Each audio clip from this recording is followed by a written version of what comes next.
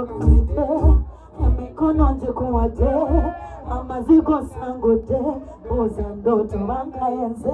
Thank you so much.